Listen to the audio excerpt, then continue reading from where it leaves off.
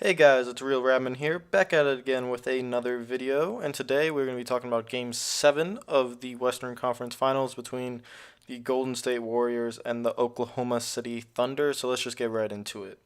My first takeaway from this game was that it did have the Game 7 energy, the Game 7 vibe, and I was very surprised at how OKC came out to start the game. I was pleasantly shocked how right out of the gates, they were able to put their foot on the Warriors and go up by, I think it was 13. They were up 13 in the second quarter. But there was a play there that I'll get into later that I feel like changed the entire tide of the game. Steph Curry had 36 points. He was 7 of 12 from the 3-point line. He was fabulous in every single way. He has been able to close games, honestly, the best I've seen as a closer since MJ. Better than my boy Dwayne Wade. Clay had 21 points. He was 6 of 11 from 3. Kevin Durant had 27. He was 10 of 19. And Russell Westbrook had 19 and 13. 19, 13, and 7. 19 points, 13 rebounds, 7 assists. He was 7 of 21 from the field. So they're just the stats out there that I'm going to throw out there for you, and I'm going to just talk about the game a little bit. In the first quarter, you could see both teams are very nervous. A lot of missed shots, a lot of scrambling, a lot of that Game 7 energy. But it was great to see, and I knew it was a nervous game that was going to ensue until both teams can settle down a little bit. And they eventually did, and Oklahoma City were moving the ball very well, and I was glad to see what they were doing. They were running a lot of pick and roll action with Westbrook and Durant as the ball handlers. They were running pick and rolls with Robertson, Adams, and Ibaka. And the role players of OKC played pretty well. Steven Adams went 4 of 11, Ibaka 5 of 11. Robertson and Waiters could have done a lot better. They went respectively 2 of 11 and 2 of 9. That could have been a little bit better for them, but in the first half, I think OKC played very well. They played with a lot of ball movement. They did not play hero ball. The ball was not stagnant, and their defense was very, very good. They put a lot of energy on the defensive end. They were rebounding. They were hustling, and at the end of the first half, OKC looked like they were the better team, as they have looked like the better team in about 6 of the 7 games of this series. They have looked like the better team. Now, the second half, actually, let me go back to that point where there was OKC had a 13-point lead in the second quarter, and Russell Westbrook came down the court with the ball, and he set a little bit of a pick and roll with Adams, I think. And he tried doing one of his when he takes the three and he tries to draw a foul. He kicks his legs out, goes into this weird jump shot formation where he's trying to draw a foul, and he got nothing. It was an air ball.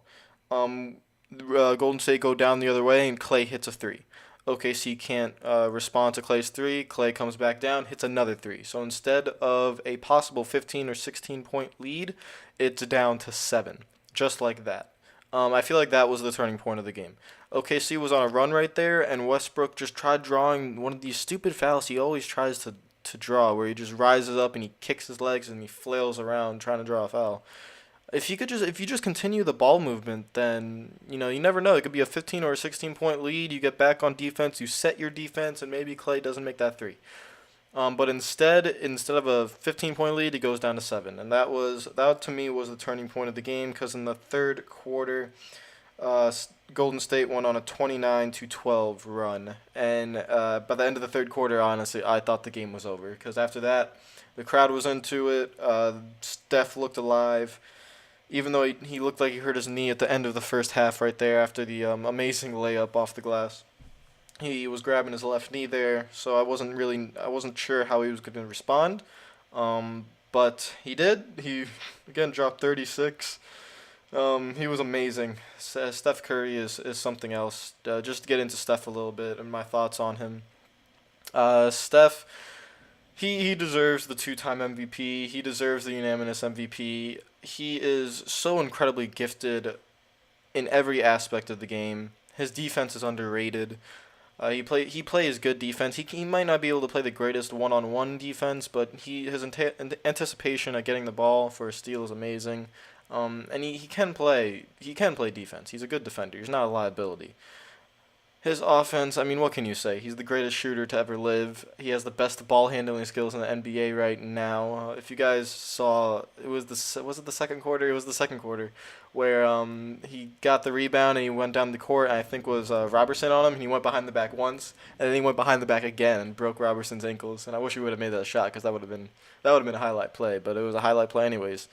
Um, Steph, this boy is just he's so vicious in that little 6'3" body of his.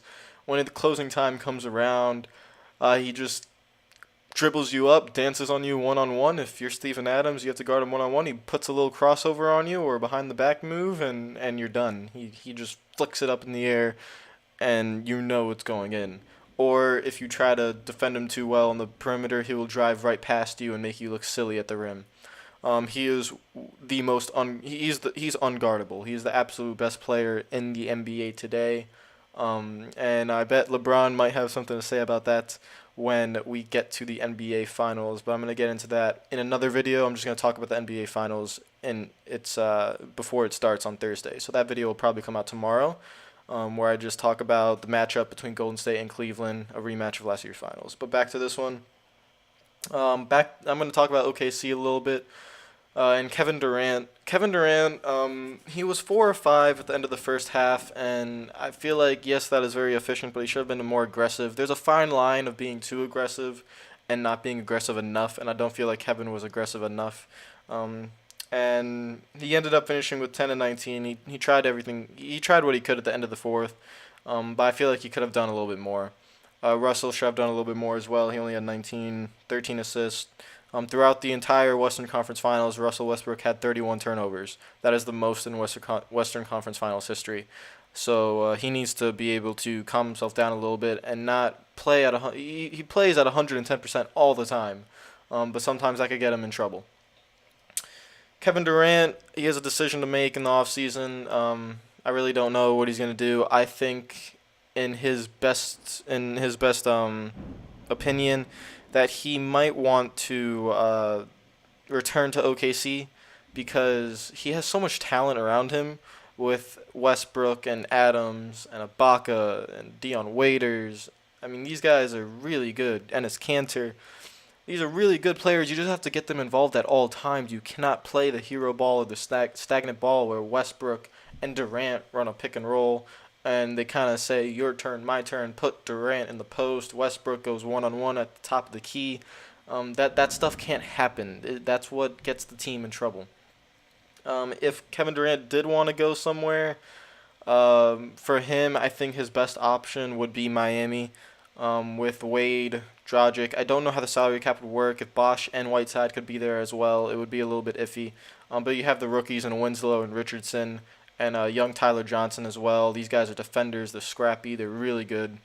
So if I was Kevin Durant, if I didn't want to return to Oklahoma City and I wanted to go somewhere for a change of scenery, I would go to Miami with Pat Riley and the boys down there. Do I think that's going to happen? No. I think he is returning to Oklahoma City. You guys can leave your comments down below to see what he's going to do. Just talk about it. Say what you're going to think he's going to do, and we can have a discussion down there if you want.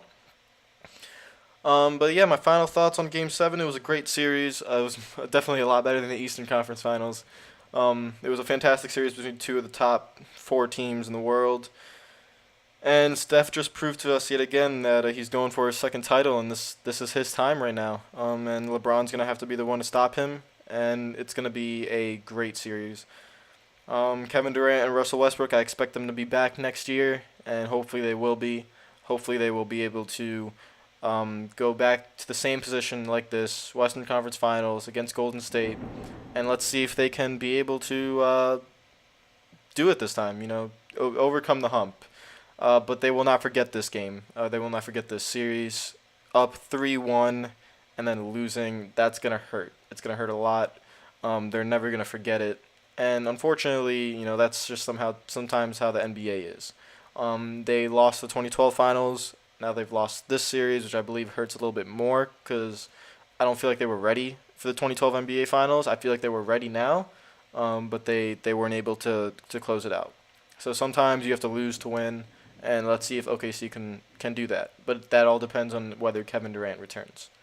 So those are my thoughts on the Game 7 of Game 7 of the Western Conference Finals. And please like and subscribe. Comment down below about the video, whether you think Durant's going to leave or whatnot. And I'll see you guys later. Peace out.